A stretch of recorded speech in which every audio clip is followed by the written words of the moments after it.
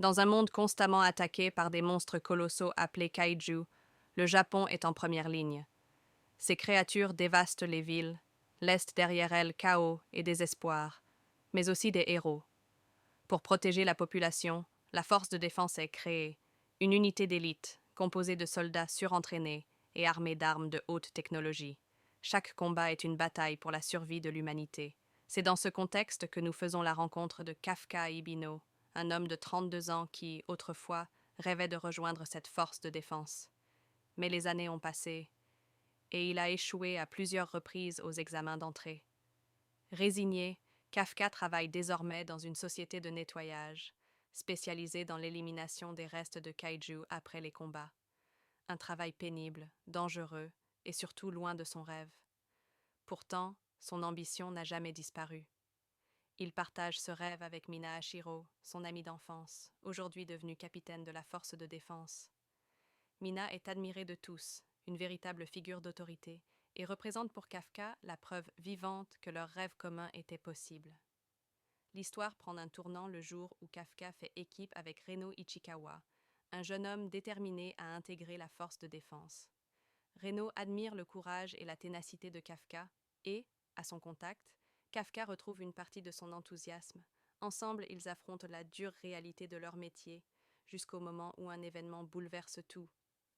Lors d'une opération de nettoyage, Kafka est attaqué par une mystérieuse créature parasite. Cette entité s'introduit en lui et le transforme en un kaiju humanoïde surpuissant. Désormais, Kafka possède une force phénoménale, une régénération fulgurante et une résistance hors du commun. Mais ce don est aussi une malédiction. S'il est découvert, il sera immédiatement considéré comme une menace et éliminé. Ainsi naît le surnom de kaiju numéro 8, un numéro attribué par les autorités militaires qui traquent cette nouvelle créature. Malgré la peur de se faire démasquer, Kafka décide de retenter sa chance. Il passe l'examen d'entrée de la force de défense. Les épreuves sont d'une intensité extrême. Les candidats affrontent de faux kaiju dans un environnement hostile. Reno démontre son courage et Kafka, bien que plus âgé et physiquement limité sous forme humaine, compense par son expérience, sa stratégie et surtout son instinct de combattant. Mais lorsque la situation dégénère et que des kaiju réels apparaissent, Kafka est forcé d'utiliser sa transformation. En secret, il neutralise la menace, sauvant la vie de nombreux candidats. Au cours des Son épisodes, héroïsme est Kafka un réussit à témoignage intégrer la force de d'une volonté défense, de kaiju rejoignant humains ainsi déterminés. Reno et d'autres recrues prometteuses, Kikoru Shinomiya, la fille prodige d'une puissante lignée militaire, dont le talent et la puissance impressionnent dès le départ. Bien qu'elle se montre arrogante et sûre d'elle, elle découvre rapidement la valeur de Kafka et Reno sur le terrain. Peu à peu, une complicité se crée entre eux. Ensemble, ils affrontent de nouveaux types de kaiju, de plus en plus puissants, intelligents et organisés. L'armée découvre qu'il existe non seulement des kaiju massifs, capables de raser des villes entières, mais aussi des kaiju humanoïdes, dotés de paroles et de stratégie. Ces derniers semblent être à l'origine d'un plan plus vaste contre l'humanité. Kafka, quant à lui, vit une double vie, soldat loyal et courageux aux yeux de ses camarades, mais aussi créature traquée lorsqu'il active ses pouvoirs. Sa plus grande peur est que Mina, son amie d'enfance et modèle, découvre son secret. Pourtant, chaque fois qu'il est sur le terrain, Kafka prouve qu'il est prêt à tout sacrifier pour protéger les autres. La première saison met particulièrement en avant le dilemme intérieur de Kafka. Peut-il réellement rester humain ou finira-t-il par devenir un monstre incontrôlable? Sa volonté de protéger Reno, Kikoru et ses camarades l'amène à se surpasser, à prendre des risques insensés et à combattre ses propres instincts de kaiju. Dans les derniers affrontements de la saison, Kafka fait face à un kaiju humanoïde d'une puissance dévastatrice. Le combat est brutal, mettant en danger tout son escadron. C'est à ce moment que Kafka révèle, malgré lui, une partie de sa véritable puissance devant certains camarades. Le doute s'installe. Qui est vraiment kaiju numéro 8?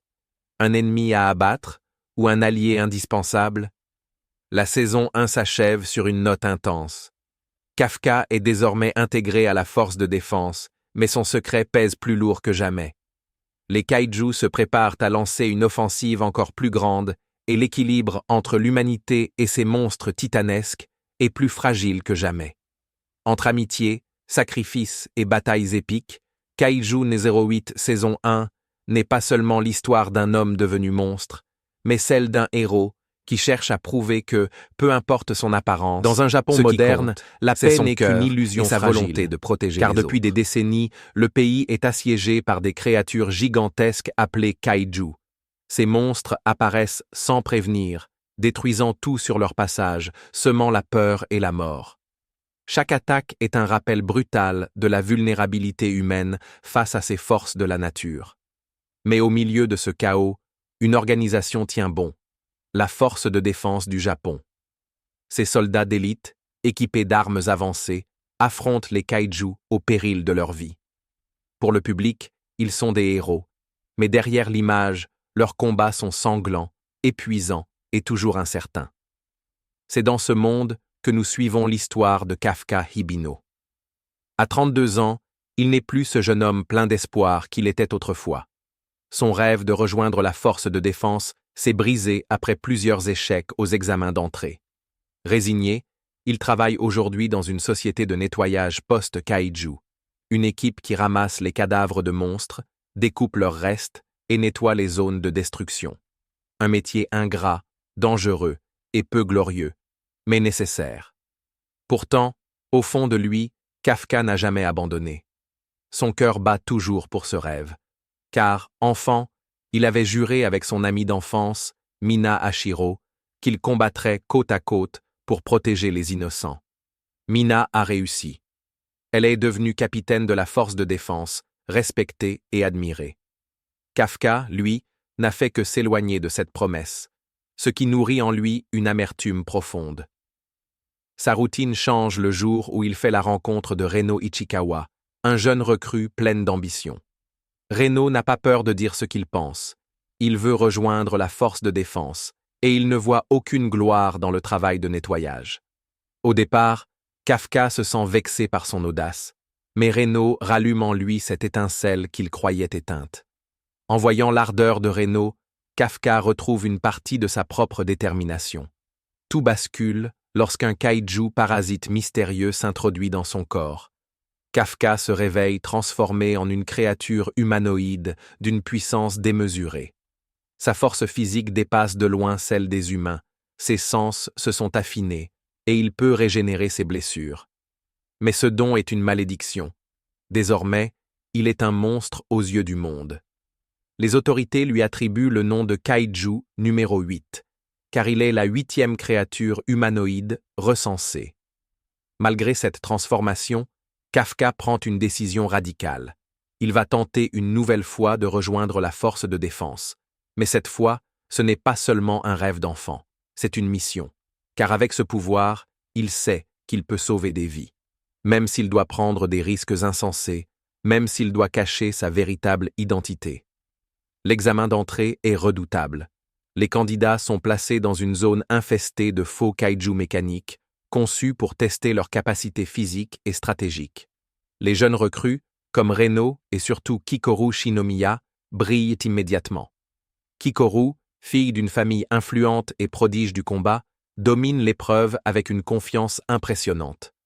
Kafka, lui, est en décalage, plus âgé, moins rapide, mais son expérience et sa connaissance du terrain compensent. Lorsque des kaiju réels surgissent au beau milieu de l'épreuve, c'est la panique. Les candidats, terrifiés, vacillent. Kafka n'a pas le choix. Il se transforme en kaiju numéro 8 et élimine la menace en secret. Il sauve de nombreuses vies, mais chaque fois qu'il utilise ses pouvoirs, le danger grandit. Contre toute attente, celui d'être Kafka découvert. Réussit à intégrer la force de défense. Aux côtés de Reno et Kikoru, il rejoint un escadron soudé, chacun ayant ses forces et ses faiblesses. Progressivement, il gagne le respect de ses camarades grâce à son courage et son sens du sacrifice. Reno le considère comme un mentor. Kikoru, d'abord méprisante, finit par voir en lui un véritable pilier. Et même Mina, bien qu'elle ignore encore son secret, remarque la ténacité retrouvée de son ami d'enfance. Mais au fil des missions, les kaiju montrent une nouvelle facette inquiétante. Ce ne sont pas seulement des monstres sauvages. Certains d'entre eux sont intelligents, organisés, capables de parler et de commander.